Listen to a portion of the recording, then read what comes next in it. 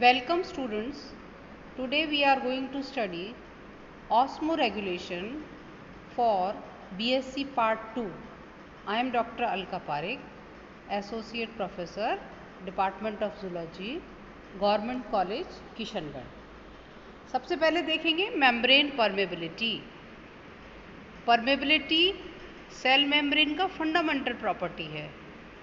Living cell में जो semi permeable membrane होती है, जो फॉस्फोलिपिड और प्रोटीन की बनी होती है, उसमें वाटर और सॉल्यूट बाहर और अंदर के वातावरण में आने और जाने के लिए एक रुकावट के रूप में सेल मेम्ब्रेन काम करती है।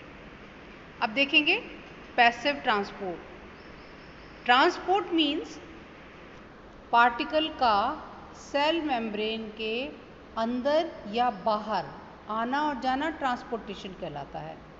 अगर इस ट्रांसपोर्टेशन में ऊर्जा खर्च होती है तो उसे एक्टिव ट्रांसपोर्ट, और एनर्जी की आवश्यकता नहीं होती तो उसे पैसिव ट्रांसपोर्ट कहते हैं।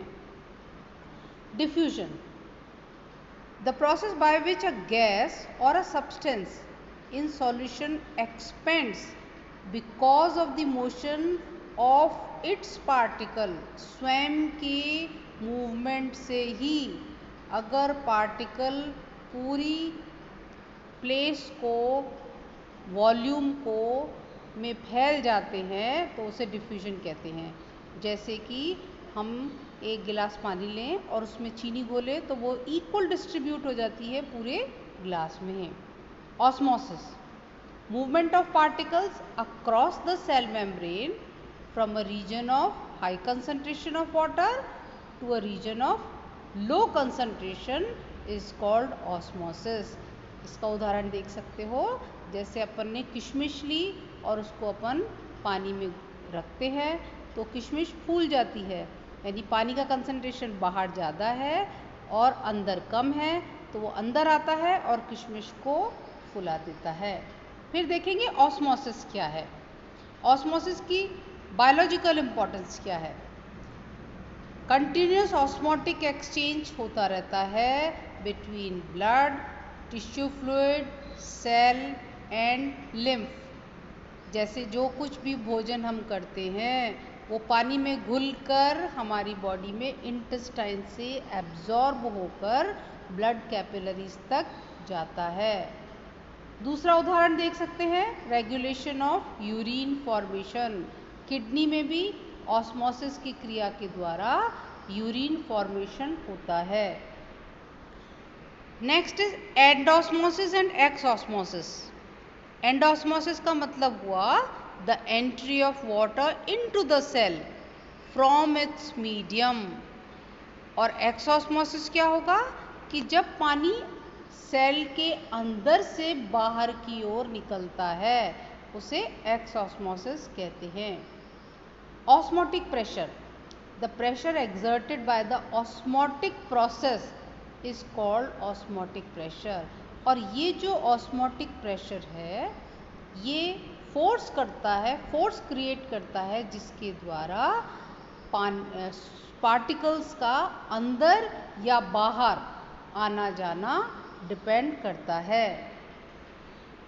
इसका एक बहुत अच्छा एग्जाम्पल है लाइव सेल में, जिसको बोलेंगे आरबीसी। इस आरबीसी को हम 3 मुख्य सॉल्यूशंस हैं जिनमें रख सकते हैं, जैसे isotonic, hypertonic, hypotonic. Isotonic solution वो होता है जो सेल के साइटोप्लाज्म का जैसा सॉल्ट सॉल्यूशन होता है, यानी 0.9% सैलाइन सॉल्यूशन। इसके अंदर अगर अपन सेल को रखेंगे तो सेल वैसा की वैसा रहेगा, उसमें कुछ भी परिवर्तन नहीं आएगा। फिर हाइपरटोनिक सॉल्यूशन, यानी साइटोप्लाज्म से अधिक अगर सॉल्ट सॉल्यूशन हो, जैसे 2% सॉल्ट सॉल्यूशन मान लो, अगर उसमें हम आरबीसी को रखेंगे तो पानी अंदर से बाहर की ओर गति करेगा क्योंकि बाहर नमक ज़्यादा है, और ऐसा करने पर सेल की जो ओरिजिनल आकार है वो परिवर्तित हो जाती है। इसे क्रीनेशन कहते हैं। फिर हाइपोटोनिक सॉल्यूशन। हाइपोटोनिक सॉल्यूशन का मतलब जिसमें नमक की मात्रा बिल्कुल ना हो, इसको हम डिस्टिल्ड वाटर ले सकते हैं। इसमें जब हम आरबीसी को डालते हैं तो पानी बाहर से अंदर की ओर गति करेगा, और ऐसा करने पर इतनी गति हो जाती है, इतना अमाउंट आ जाता है पानी का कि सेल वॉल बर्स्ट हो जाती है। इसको बोलते हैं लाइसिस। फिर देखेंगे एक्टिव ट्रांसपोर्ट। एक्टिव ट्रांसपोर्ट यानी it is carried out by protein pumps in cell membrane, और इसमें एनर्जी एटीपी के रूप में काम में आती है। इस मैकेनिज्म के दो मेथड हैं। नंबर 1 थ्रू कैरियर मॉलिक्यूल्स, जैसे कि एटीपीएस एंजाइम जो प्रोटीन सेल मेम्ब्रेन के अंदर पाया जाता है। दूसरा है थ्रू सोडियम पंप। ये जो कैरियर मॉलिक्यूल है ये सोडियम के साथ मिलकर काम करता है, और इसमें भी एनर्जी एटीपी के रूप में काम में आएगी।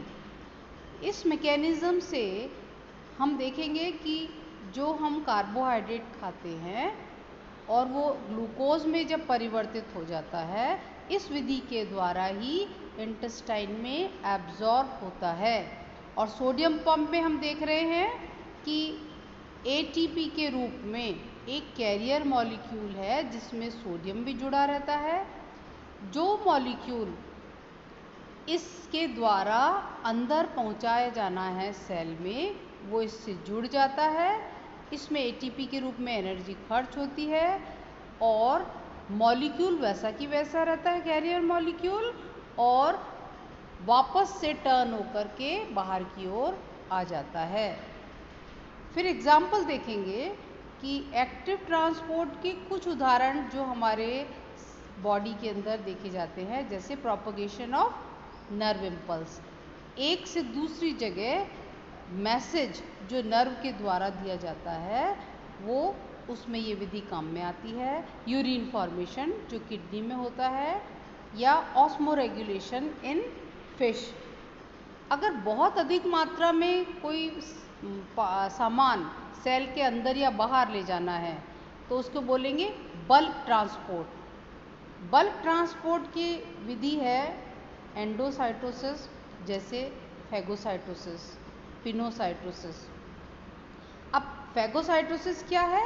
इसमें इंजेक्शन ऑफ सॉलिड पार्टिकल्स, यानी कि कोई सॉलिड पार्टिकल को अंदर लेना है सेल के। जैसे ल्यूकोसाइट्स, जब हमारे कोई इन्फेक्शन हो जाता है तो बैक्टीरिया या कोई भी फॉरेन पार्टिकल को ल्यूकोसाइट सेल्स इस विधि के द्वारा अपने अंदर लेते हैं और शरीर से बाहर निकालने में मदद करते हैं। फिर है पिनोसाइटोसिस, जिसे हम सेल ड्रिंकिंग भी कहते हैं। एग्जाम्पल है जैसे किडनी की ब्रश बॉर्डर्स में ल्यूकोसाइट्स पाए जाते हैं, तो वो हेल्प करते हैं। फिर एपिथेलियल सेल्स ऑफ इंटेस्टाइन में ल्यूकोसाइट्स। इस विधि के द्वारा जो बड़े बड़े मॉलिक्यूल्स हैं, जैसे प्रोटीन, पॉलीपेप्टाइड्स, हॉर्मोन्स, ये सेल के अंदर पहुंचाए जाते हैं। Transport of lipids, transport of large polysaccharides. Now exocytosis, ये extrusion of material from a cell. Cell से बाहर कैसे निकाला जाए वेस्ट प्रोडक्ट को, इसके लिए कैल्शियम और एनर्जी की आवश्यकता होती है। इसका उदाहरण है जैसे कुछ एंजाइम्स हैं। दूसरा, जैसे अपने कोई चोट लग जाती है और एक जगह पस इकट्ठा हो जाता है, तो वो पस इस विधि के द्वारा ही ट्रांसपोर्ट होकर बॉडी से बाहर निकाल दिया जाता है। Thank you.